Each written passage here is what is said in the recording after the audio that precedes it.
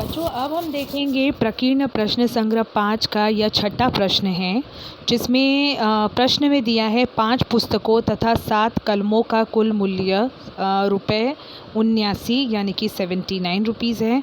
और इसी प्रकार 7 पुस्तकों तथा 5 कलमों का कुल मूल्य रुपये 77 है। एक पुस्तक और 2 कलम का कुल मूल्य हमें यहाँ पर ज्ञात करना है। सबसे पहले बच्चों हम यहाँ पर पुस्तक का मूल्य और कलम का मूल्य मान लेते हैं। पुस्तक का मूल्य हम मानेंगे x और कलम का मूल्य यहाँ पर हम मानेंगे y। ठीक है। अब जो प्रश्न में शर्तें दी गई हैं उसे हमें गणितीय स्वरूप में कन्वर्ट करना है। तो कन्वर्ट करने के पहले मैं आपसे एक छोटे से कॉन्सेप्ट की चर्चा करूँगी। मान लीजिए किसी आम यानी कि मैंगो की कीमत, अगर एक मैंगो की कीमत 20 रुपये है तो 10 मैंगो की कीमत कितनी होगी। अगर हमें 10 मैंगो की कीमत पता लगानी है तो हमें एक मैंगो की कीमत और मैंगो की जो संख्या, यानी कहो तो हिंदी में एक आम की कीमत 20 रुपये जो है, तो एक आम की कीमत और आमों की संख्या, इसका हमें गुणा करना होता है। यदि हमें 10 आमों का कुल मूल्य ज्ञात करना है तो हमें 20 यानी एक आम की कीमत और आमों की संख्या का गुणन करना होगा। अर्थात 20 में हमें 10 का गुणा करना होगा तो 10 आमों का कुल मूल्य हमें कितना प्राप्त होगा बच्चों, 200 रुपये। ठीक है। यानी कि अभी आप यहाँ पर ये समझ रहे हैं ना, ये तो बहुत बेसिक कॉन्सेप्ट है। एक सामान की जो कीमत है वो और सामानों की कुल संख्या, इनका हमें करना होता है गुणा। वैसे ही प्रश्न जो है यहाँ पर, इसमें कहा जा रहा है 5 पुस्तक और 7 कलमों का कुल मूल्य दिया है 79 रुपीज़। तो पुस्तक, हमने एक पुस्तक का कुल मूल्य कितना माना है, x रुपये, क्योंकि हमें यहाँ तो आम का मूल्य जैसे पता था 20 रुपया, उस तरह से पुस्तक का मूल्य तो हमें पता नहीं है। तो हमने यहाँ पुस्तक का मूल्य कितना मान लिया है, x रुपये। और पुस्तक कितनी खरीदी जा रही है बच्चों, 5 पुस्तक खरीदी जा रही है। तो हमें 5 पुस्तक में एक पुस्तक का मूल्य क्या करना होगा, गुणा करना होगा, जिससे हमें मिलेगा 5x। अब इसी तर्ज पर पूरे समीकरण बनने वाले हैं। ये समझ में आया आपको? ये जब आपको समझ में आएगा तो इसी तरह से ये समीकरण जो है बनने वाले हैं। तो 5 पुस्तकों का जो मूल्य निकालेंगे तो कितना होगा, 5 पुस्तकों का कुल मूल्य 5x। एक पुस्तक का मूल्य हमें पता नहीं तो हमने उसे x माना, और क्योंकि 5 पुस्तक खरीदी गई है तो उसका कुल मूल्य कितना होगा, 5 गुणे x यानी कि 5x बराबर। इसी तरह से 7 कलमों का कुल मूल्य, यदि एक कलम का मूल्य हमने y माना है तो 7 कलमों का कुल मूल्य कितना होगा बच्चों, 7y होगा, यानी कि 7y होगा। इसीलिए जब हम 5 पुस्तक और 7 कलम दोनों खरीदते हैं तो कुल कितना पैसा खर्च होता है, इसमें 79 रुपीज़ खर्च होता है, 79 रुपये जो है वो खर्च होते हैं। इसलिए समीकरण जो बनेगा 5x धन 7y बराबर 79, इस तरह से यह समीकरण बनता है। ठीक है। वैसे ही दूसरा समीकरण जो हमें यहाँ पर बनाना है वो क्या है, 7 पुस्तक और 5 कलमों का कुल मूल्य प्राप्त करना है। तो 7 पुस्तक अर्थात 7x हो जाएगा और 5 कलम का जो मूल्य होगा वो हो जाएगा 5y, और इसके बाद इसका कुल मूल्य कितना होगा बच्चों, 77। तो देखिए यहाँ पर दूसरा समीकरण इस तरह से बन गया है। अब ये दो समीकरणों को लेकर कैसे हल करना होता है बच्चों, जब क्रॉस में नंबर सेम हो, दोनों समीकरणों को सबसे पहले हम साथ में रखेंगे। अगर हल करना है तो हमें क्या करना होगा, समीकरणों को साथ में रखना होगा। तो इस तरह से समीकरण 1 और 2 को साथ में रखा गया। अब देखिए यहाँ पर क्रॉस में जो नंबर है ना सेम है, यहाँ पर 5x है, यहाँ 5y है, वैसे ही 7x है, 7y है। जब ऐसे दो समीकरण आपको प्राप्त होते हैं तो इनको हल किस प्रकार करना है, इनको हल करने के लिए आपको दोनों समीकरणों को एक बार जोड़ देना है, फिर दोनों समीकरणों को एक बार घटा देना है। इससे जोड़ने से आपको एक समीकरण प्राप्त होगा और घटाने से आपको एक समीकरण प्राप्त होगा। फिर वो दो समीकरणों को लेकर फिर हल करना है और तब जाके आपको x और y का मान प्राप्त होगा। ऐसा कब करना है, जब क्रॉस में नंबर सेम होते हैं तब। ठीक है। तो यहाँ क्रॉस में नंबर सेम है तो हम दोनों समीकरणों को जोड़ने वाले हैं। देखिए जोड़ा गया है तो 79 और 77 को जोड़ेंगे तो कितना आता है 156 आता है। 7y और 5y को जोड़ेंगे तो 12y आता है।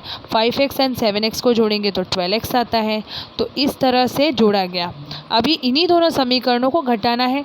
घटाने के दौरान क्या होगा, नीचे जो समीकरण दिया गया है यानी समीकरण 2, इसके चिन्हों में परिवर्तन होगा। 77 में से 79 घट रहा है, छोटी संख्या में से बड़ी संख्या घट रही है तो आंसर नेगेटिव में आएगा यानी ऋण 2। यहाँ पर 5y में से 7y घट रहा है इसीलिए ऋण 2y आएगा।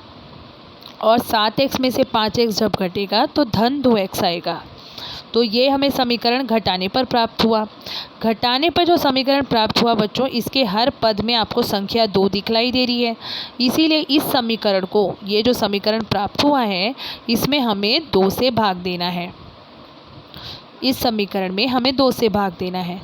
तो 2 से भाग देने पर जो हमें प्राप्त होगा वो ये समीकरण होगा। 2x है, इसमें 2 से भाग देने पर क्या होगा, 2 से कैंसिल हो जाएगा। वैसे ही -2y है, इसमें 2 से भाग देने पर 2 से कैंसिल हो जाएगा। बराबर ऋण 2 है, इसमें भी 2 से जब भाग दिया जाएगा तो ऋण 1 आएगा। तो क्या बचा बच्चों, x - y बराबर ऋण 1, ये बचेगा। तो ये देखिए आपके सामने ये समीकरण बचा। ये घटाने पर प्राप्त हुआ और यह समीकरण हमें जोड़ने पर प्राप्त हुआ। इनको हमें नया नया क्रमांक देना है क्योंकि नए समीकरण जब प्राप्त होते हैं तो उनके क्रमांक भी आपको नए देने होते हैं। तो यहाँ इसे क्रमांक दिया गया है समीकरण 3 और इस समीकरण को क्रमांक दिया गया है समीकरण 4। अब हमें 3 और 4 समीकरण को लेकर हल करना है। समीकरण को हल करते टाइम हमें ध्यान देना है कि कोई भी एक चरांक समान होना चाहिए। गनीमत से यहाँ पर दोनों ही चरांक समान है, x ऊपर भी x है नीचे भी x है, यहाँ ऊपर y है नीचे y है, लेकिन चिन्ह कैसे होने चाहिए, विरोधी। तो हमारे पास एक ये भी उपलब्ध है। यहाँ पर आप देखिए एक धन y है और एक ऋण y है। x के मामले में ऐसा नहीं है। x के मामले में दोनों ही x के पास कौन सा साइन है, दोनों ही x के पास प्लस साइन है। तो आपको x का चिन्ह विरोधी बनाने की ज़रूरत नहीं है क्योंकि यहाँ ऑलरेडी y के पास विरोधी साइन उपलब्ध है। तो हम यहाँ पर सीधा सीधा जोड़ेंगे। हमारा टारगेट है यहाँ पर y को कैंसिल करना, x को यहाँ कैंसिल नहीं करेंगे। x को कैंसिल करना है तो आपको समीकरणों को घटाना होगा। जब आप समीकरणों को घटाएंगे तो x और x कट जाएंगे और y का साइन जो है नीचे वाला जो -y है वो +y में तब्दील होने के बाद दोनों ही धनात्मक y बन जाएंगे। कहने का मतलब आप दोनों ही तरीके से हल कर सकते हो। यहाँ पर दोनों समीकरणों को जोड़ा गया है क्योंकि हमारे पास y समान पद उपलब्ध भी हैं और विरोधी चिन्हों के साथ उपलब्ध है। तो दोनों समीकरणों को जोड़ देना है। जोड़ने के बाद हमें क्या करना है, यहाँ पर श्योरली क्या होने वाला है, एक जो +y and -y will be cancelled and x and x will be added. ये दोनों ऐड हो जाएंगे एंड यहाँ पर हमें मिलेगा 2x और 13 - 1 जो होता है यहाँ पर होगा धन 12 क्योंकि +13 है -1 है तो आपको यहाँ पर प्राप्त होगा धन 12। समीकरण 1 में अब आपको क्या करना है, x का मान पहले हमें निकालना है। तो 2x है बराबर 12 है तो x का मान प्राप्त करने के लिए हमें 2 का पक्षांतरण करना होता है बच्चों और 2 से 12 कटने के बाद हमें प्राप्त होगा x का मान 6। ठीक है, तो इस तरह से हमें यहाँ पर देखिए x का मान 6 प्राप्त हुआ है। अब आपको ये x का मान जो है वो किसी भी एक समीकरण में रखना है और y का मान प्राप्त करना है। ओके, तो x का मान हम किसी भी समीकरण में रख सकते हैं जहां आपको सहूलियत दिखाई पड़े। तो x का मान हमें रखना होगा समीकरण 3 में जो कि बहुत ही सिंपल दिखाई दे रहा है। तो x धन y बराबर 13 इस समीकरण में हमें यह मान रखना है। यहाँ समीकरण 1 लिखा गया है, एक्चुअली ये है समीकरण 3। तो समीकरण 3 में x बराबर 6 जब हम रखेंगे तो 6 धन y बराबर 13 हो जाएगा और y का मान प्राप्त करना है 6 का स्थानांतरण करके, जिससे 13 में से 6 घटाने पर हमें प्राप्त होगा 7। तो x का मान 6 प्राप्त हो चुका है बच्चों, ये देखिए यहाँ, और y का मान हमें कितना प्राप्त प्राप्त हो गया 7। तो इस तरह से दोनों ही मान प्राप्त हो चुके हैं। अब लेकिन प्रश्न हमें क्या पूछ रहा है, एक पुस्तक और 2 कलम।